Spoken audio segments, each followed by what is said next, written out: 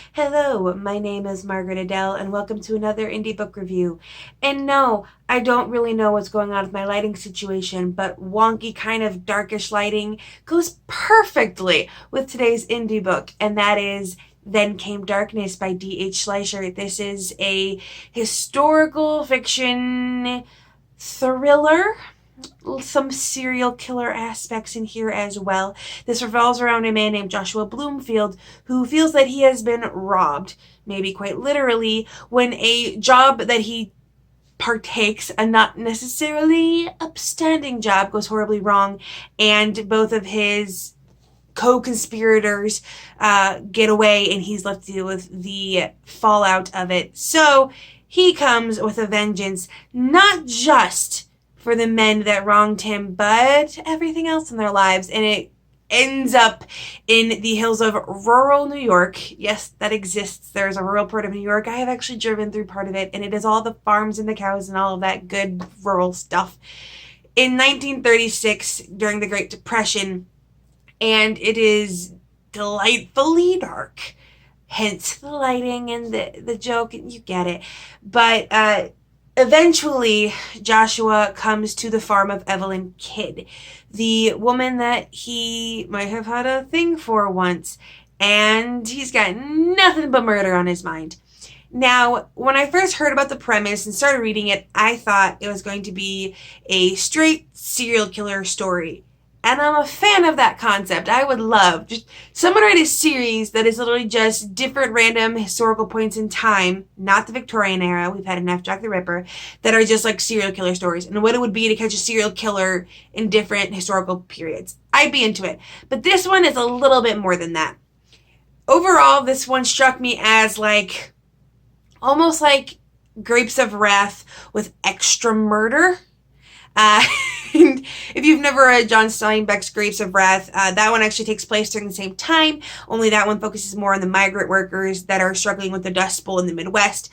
And this one isn't as much touched by that, although it is referenced. The Great Depression backdrop was perfectly interwoven, and that's one of the things I struggle with a lot of historical fiction, because you'll notice I don't read a lot of historical fiction, but I have a history degree. So, like, I should be reading more, but most historical fiction aggravates me because it's less of a here's an in-depth analysis of this story taking place in this time, and more of a oh look, it's ye olden times where they were more racist and sexist. Let's see how that affects our characters. But this one, the setting and the place is so wholly wrapped up. It's almost like, and this feels so cliche to say, the setting is an extra character in the story. And it creates this kind of like pall where like everything is hopeless and everything is miserable and everyone is suffering. And that's like the perfect setting to bring a guy that wants to murder people, because like I can understand that, you know, after suffering as much as people suffered in the Great Depression, that like, yeah, you're driven to extreme lengths and you want to do horrible things. That makes total sense, weirdly. And there are some certain aspects where you can almost sympathize with Joshua. And next to no one in this book of the main set of characters is like a wholly good person. Most of them have some severe vices, except for like the children, and even then like Ithy and a couple side characters that were my favorite. I loved Doris.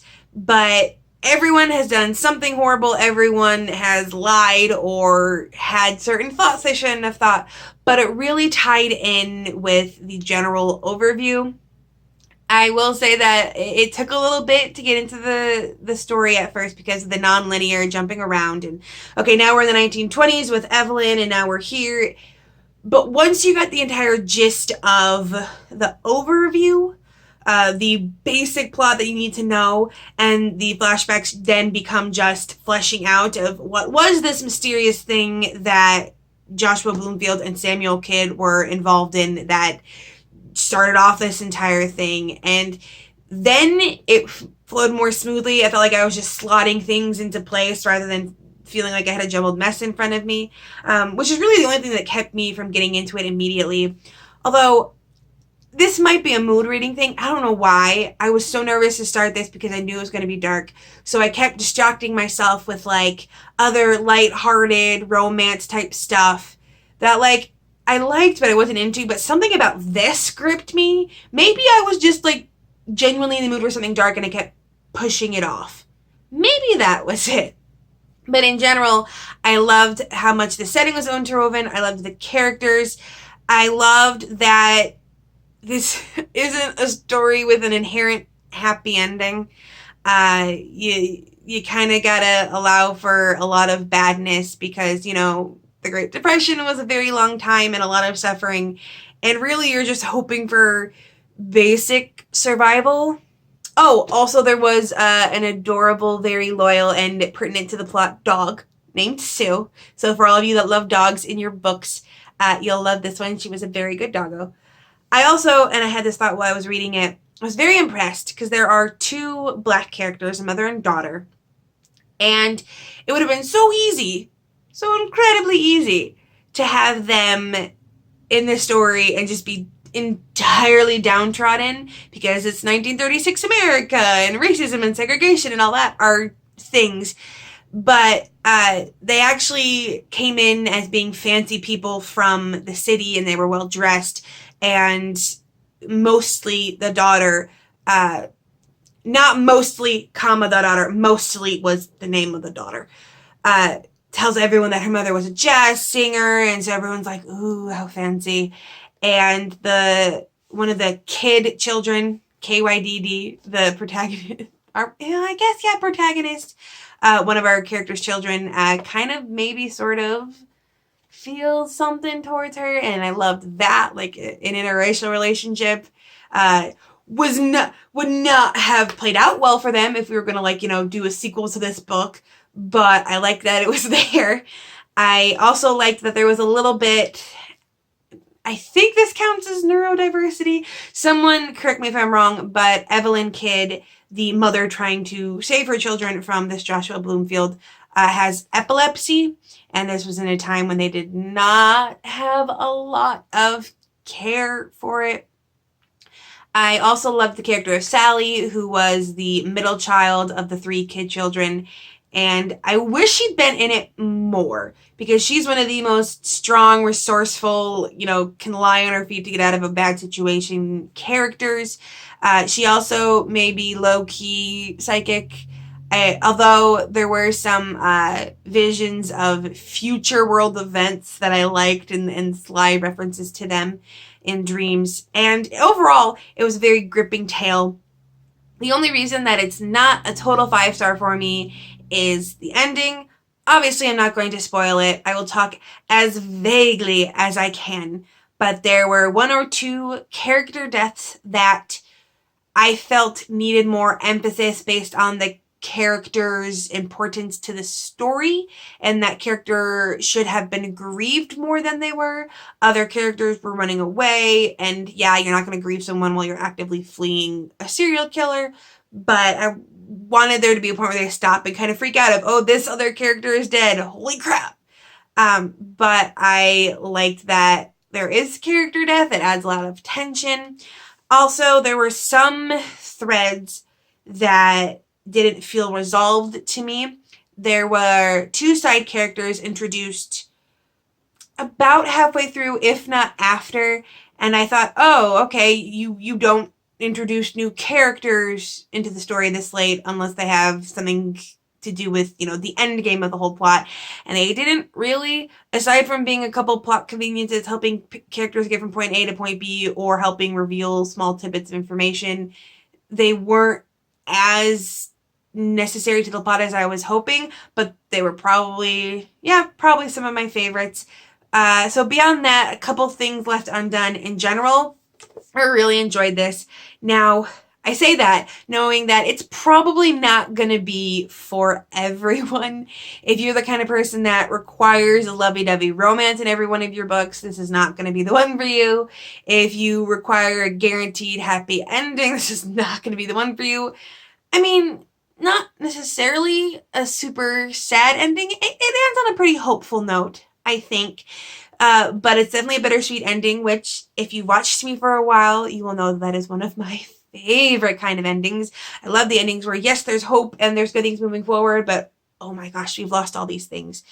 Um, Beyond that, this again will also need to be something that you have a rough overview of the historical time.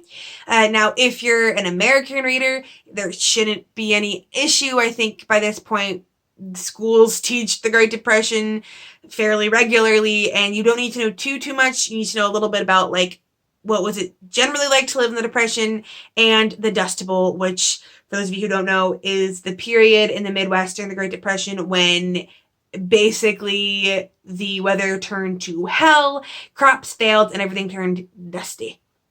Hence the Dust Bowl. So you'll need to know a little bit. I don't know how much international readers know about the American Great Depression. I know that the Great Depression definitely affected trade for other countries, but I don't know how much you're taught. I think you should be able to get the gist as long as you understand that everybody is poor and struggling and banks are coming to take away houses and everyone's, scrambling for, survival for the most part. You'll get the gist. But in general, this book had my heart racing at the right points. It had me feeling so sad over one character death in particular that actually happens a lot earlier in the story than I was expecting. But that loss kind of, oof. Because that's one of the losses where it is grieved throughout the course of the story, and you feel the loss and the empty place where that character should have been throughout the course of the story. So I definitely appreciated that.